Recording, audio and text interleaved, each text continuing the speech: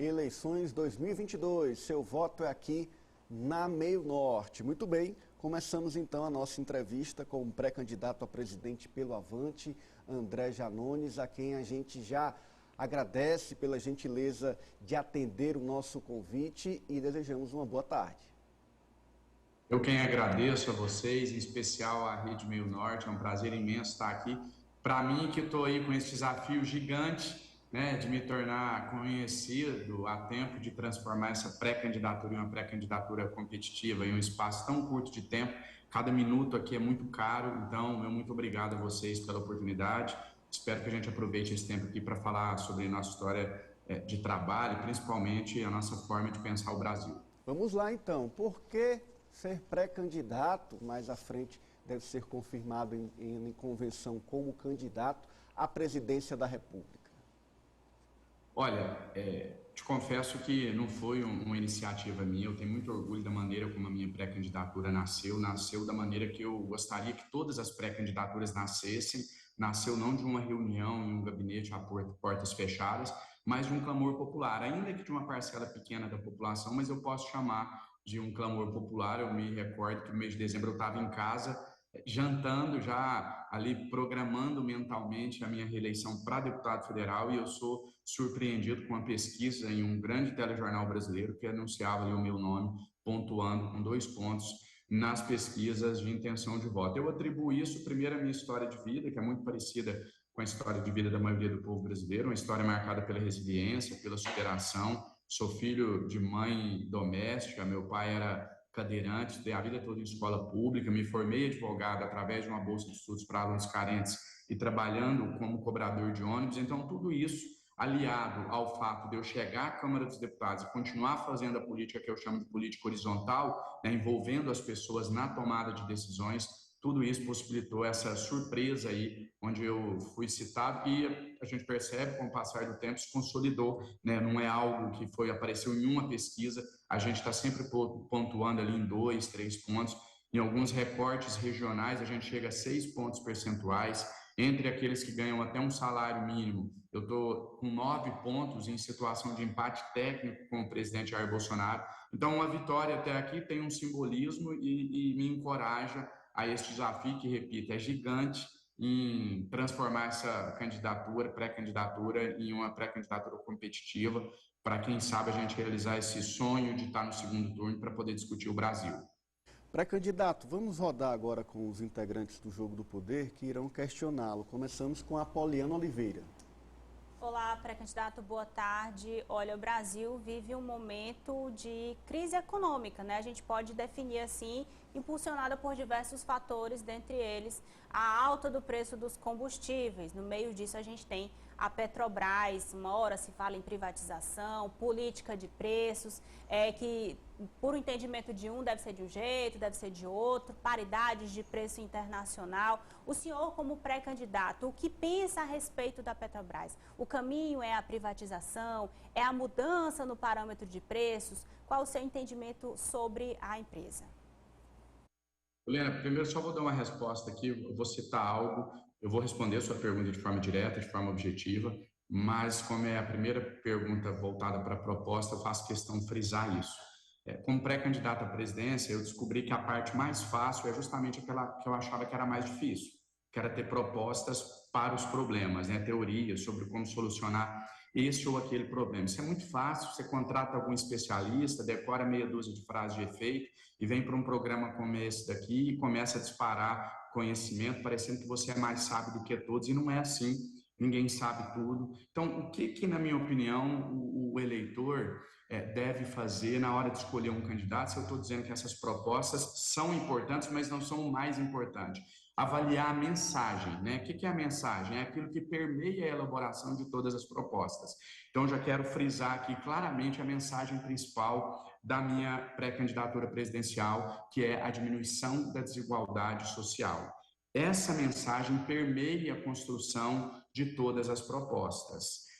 E, para isso, a principal estratégia, o principal mote, vamos dizer assim, meu, é o enfrentamento aos super ricos, ao sistema financeiro. Acaba que os dois conceitos estão atrelados, né? Os super ricos, a maioria deles estão no sistema financeiro, mas estão também na Petrobras, como investidores da Petrobras, e aí eu entro agora sim na resposta para a sua pergunta. O Brasil produz hoje, Juliana, cerca de quase 3 milhões de litros de barris de petróleo por dia, 3 milhões de barris, perdão, cerca de 3 milhões por dia, algo em torno de 2,9 milhões. Esse petróleo sozinho seria suficiente para abastecer muito mais do que o país. Por que isso não ocorre? Porque nossas refinarias não têm tecnologia suficiente para refinar o nosso petróleo, né? A gente está preparado para um petróleo mais leve, para o petróleo árabe, não para um petróleo mais grosso como é o nosso. Então, nós temos duas soluções.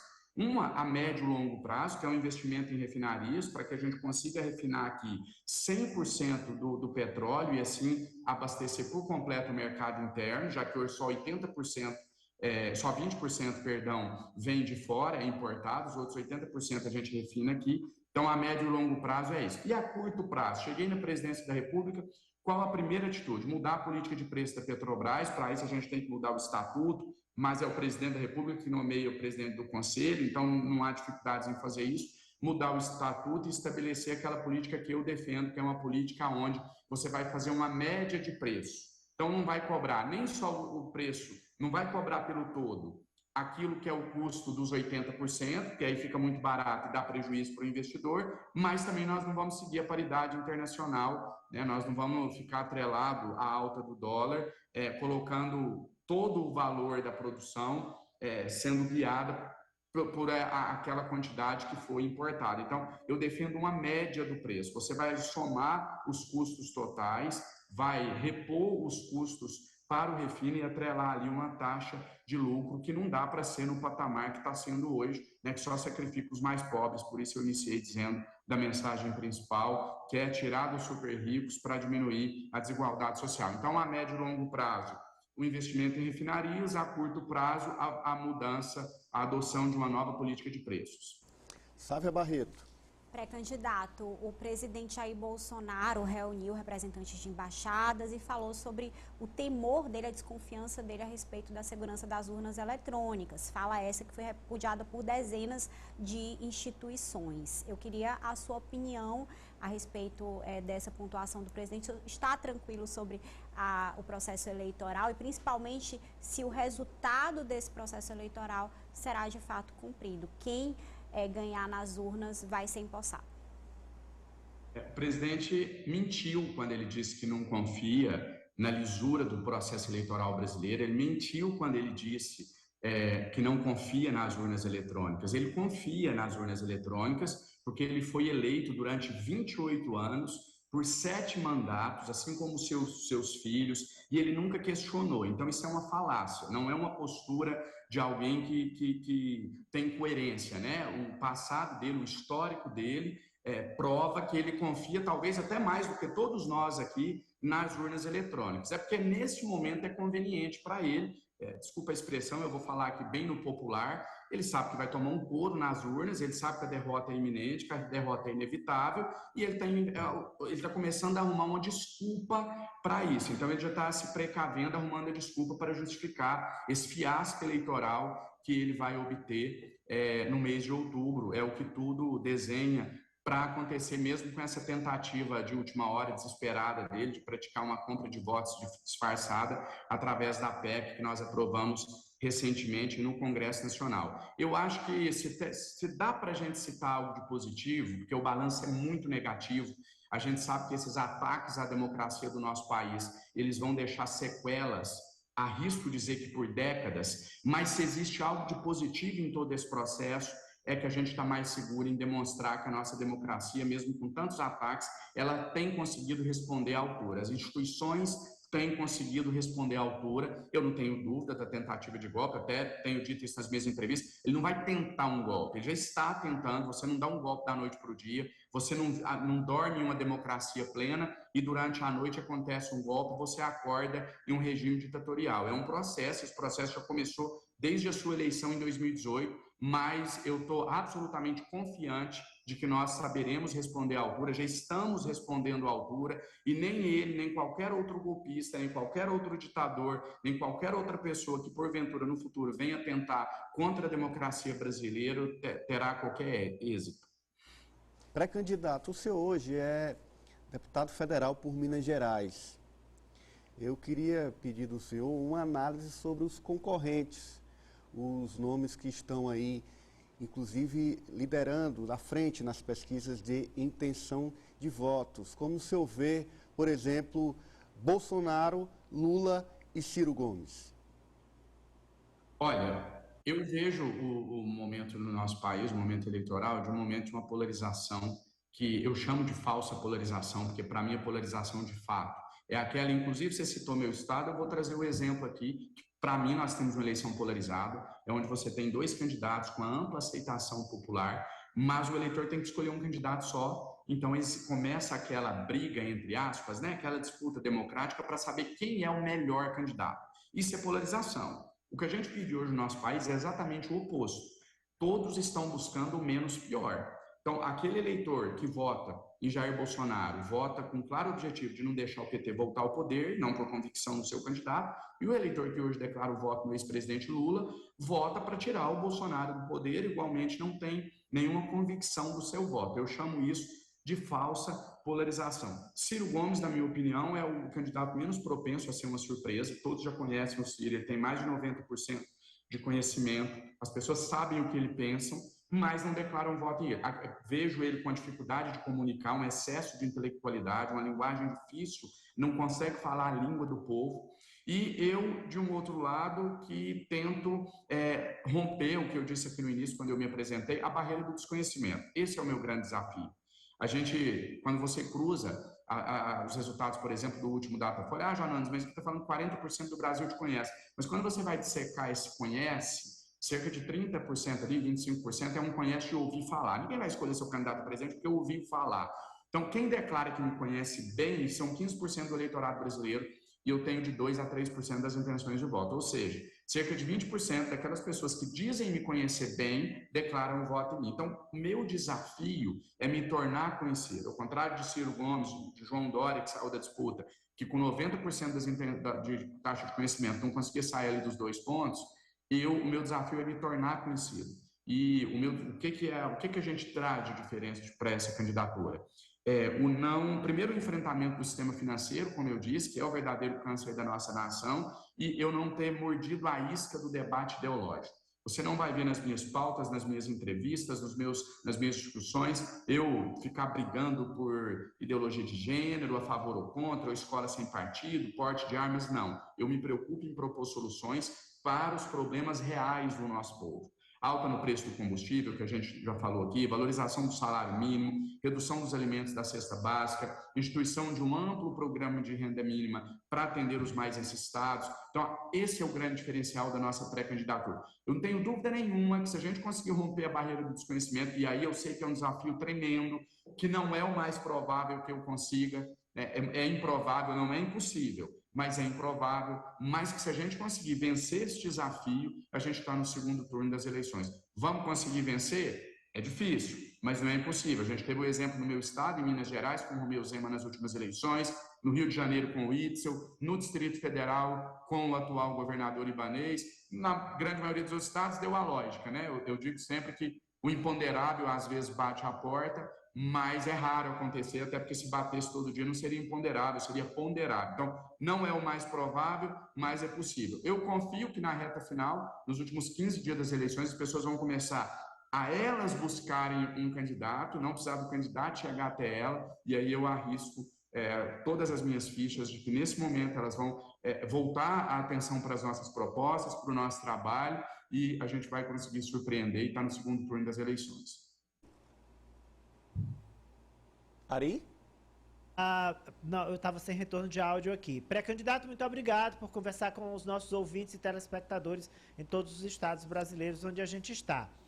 Bem, digamos que essa barreira que o senhor citou algumas vezes, não consiga ser transposta pelo senhor e por sua equipe, né? Essa barreira do desconhecimento do seu nome e das suas propostas. Em um eventual segundo turno, entre os candidatos Bolsonaro e Lula, o senhor faria como fez o Ciro Gomes na última eleição, de não declarar apoio ao Fernando Haddad, no caso dele, de lavar as mãos, ou o senhor tomará partido, o partido, e escolherá qual lado? Primeiro, só dizer que todas as vezes que eu sou perguntado sobre essa questão, como eu sempre fiz na minha vida até aqui, eu opto pela autenticidade, pela verdade. O pessoal que trabalha comigo quer morrer. Você errou, você não devia ter falado aquilo, mas eu insisto, eu sou teimoso e eu continuo falando a verdade. Porque dizem que nessa hora eu devo bater o pé aqui para você e falar, não, eu vou estar no segundo turno de qualquer maneira. Como eu disse, eu não sou nenhum lunático, eu sou não pessimista, mas eu sou realista, eu sou pé no chão. Sei que eu posso estar no segundo turno, senão eu não seria pré-candidato. Confio, tenho fé que isso vai acontecer, trabalho 24 horas para isso, mas sei que pode acontecer de eu não estar, e nesse momento é até o mais provável. E isso acontecendo, espero que não aconteça, repito, mas isso acontecendo de eu não estar no segundo turno, eu poderia ter qualquer postura, menos essa postura covarde de me esconder. O momento do nosso país não permite essa postura, eu não posso cruzar os meus braços, eu não posso ir para debaixo da cama, eu não posso curtir minha vida, o país exige um posicionamento e eu me posicionarei. Eu não gosto de dizer pró-ex-presidente Lula, pró qualquer outro candidato, porque na verdade eu sou pró a minha pré-candidatura. Eu tenho um projeto para o país, aqui nós temos poucos minutos, eu não tenho como aprofundar nele. Não tenho problema também de falar que minha candidatura nasceu da noite para o dia. No início eu não tinha, eu tinha ideias, eu tinha mensagens, mas eu não tinha um projeto formatado ainda no papel. Hoje a gente tem, inclusive a gente vai apresentar fisicamente esse projeto para que todos vocês da imprensa possam ter acesso e entender melhor o que a gente pensa e defende para o Brasil. Mas hoje eu tenho um projeto, então eu sou pró-Janones, eu sou pró o meu projeto para o povo brasileiro. Agora, eu no segundo turno, eu não vou me acovardar e eu vou lutar pró-democracia. Eu jamais estarei ao lado daqueles que atentam contra a democracia, daqueles que atacam a imprensa. Eu, por ser alguém que vem da rede social, isso eu gosto de afastar desses que entendem que isso justifica eles atacarem a imprensa, o desrespeito aos jornalistas. E não estou dizendo isso aqui porque eu estou perante vocês, vai estar nas minhas propostas algo relacionado à liberdade de imprensa. Eu tenho dito em todos os espaços que eu tenho, parece que tem um certo preconceito de quem vem da rede social, como se automaticamente é alguém que vai atacar instituições, que vai atacar a imprensa. Eu sempre respondo à imprensa, gosto de buscar acesso a todos os meios de comunicação. Então, com esses princípios que eu tenho, eu sempre digo que eu não me rotulo como esquerda nem direita, mas eu não tenho nenhum problema em me rotular como um democrata. Eu sou um apaixonado pela democracia e, como tal, eu estarei do lado daquele que represente o campo democrático. E eu não considero o atual presidente da República como um representante da democracia brasileira. Então, eu estarei do lado oposto. Kátia? Pré-candidato, você começou falando aí da sua representação nas pesquisas. Realmente, de fato, é um feito, né, tendo em vista os adversários políticos já bastante conhecidos de grandes partidos. A gente tem Simone Tebet, tem o próprio Ciro, que já vem de várias tentativas. O senhor é de Minas Gerais, um estado que é decisivo, né, para as eleições brasileiras. Ninguém ganha eleição no Brasil se não se sair muito bem em Minas. E a gente teve recentemente aí um evento de escolha de terceira via. Nós temos aí essas forças políticas sempre batendo na tecla de que o país precisa sair dessa polarização, mas ninguém consegue se colocar como essa terceira via, esse novo nome. A minha pergunta é mais política. Qual a sua análise, então, de por que não uma pessoa com o seu perfil, que dentro da conjuntura política é viável, já se mostrou, o senhor mostrou os números, por que não abraçar a candidatura de Janones? E aí a gente viu aí que era Simone Tebet, era Dória, não era, e para efeito, continuamos sem uma terceira via viável. O que está faltando, o que o cenário político ou os políticos, os partidos, precisam para entender, na sua visão, essa situação?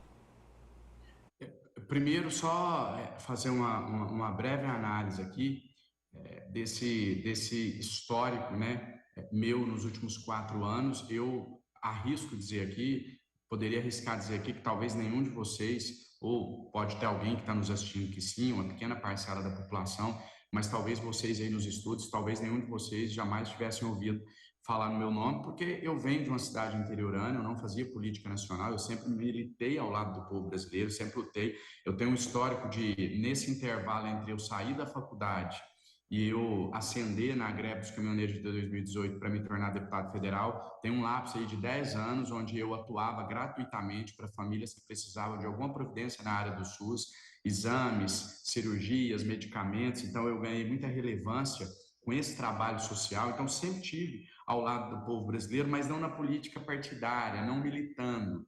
Então, a minha taxa de conhecimento ela é muito pequena.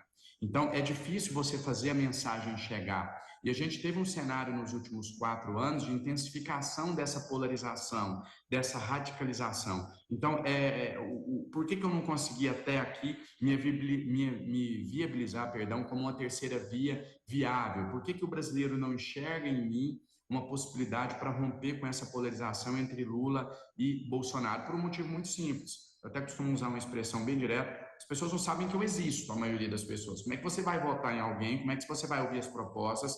Como é que você vai declarar voto em alguém que você não sabe que ele existe, que tem um deputado com esse nome, que está candidatando à presidência da República?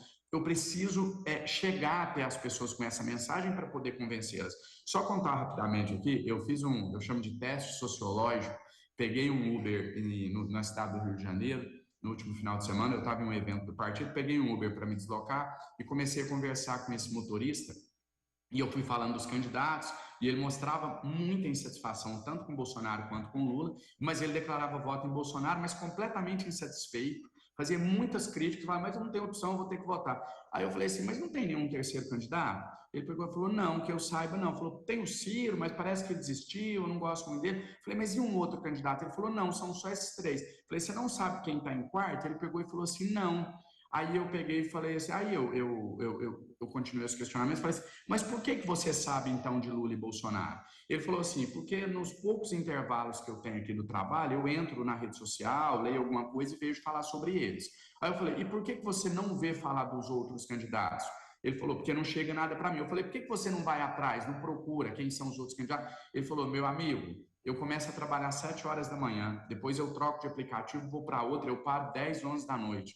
Que hora que eu vou ter tempo para parar, para ir procurar quem são os candidatos, ouvir propostas? Ele falou: eu preciso colocar comida na mesa. Então, eu acho que até mesmo essa situação crítica que a gente passa na economia, as pessoas estão tão preocupadas com os próprios problemas, em como colocar comida na mesa, que elas não têm tempo para buscar ouvir outros, para buscar outras soluções. Eu não suporto esse presidente. O Lula eu sei que é candidato, então eu voto nele. E vice-versa. O PT não pode voltar e tal, então eu vou votar no presidente porque eu fiquei sabendo que o Lula quer voltar. Então eu acho que é um conjunto de fatores, e eu não poderia ter me dado ao luxo, né? Ao contrário, por exemplo, aí sim, Simone Tebet, João Dória, esses de fato não conseguiram. Mas ao contrário deles, que já tinham um trabalho consolidado, eu não poderia ter me dado ao luxo nos últimos 3 anos fazer campanha política, porque eu estava no mandato de deputado federal. Estou precisando mostrar trabalho, precisando me apresentar, fazer jus aos votos que eu obtive como deputado federal. Não tinha como levar o mandato de deputado federal e uma pré-campanha, não tinha como eu ter começado antes.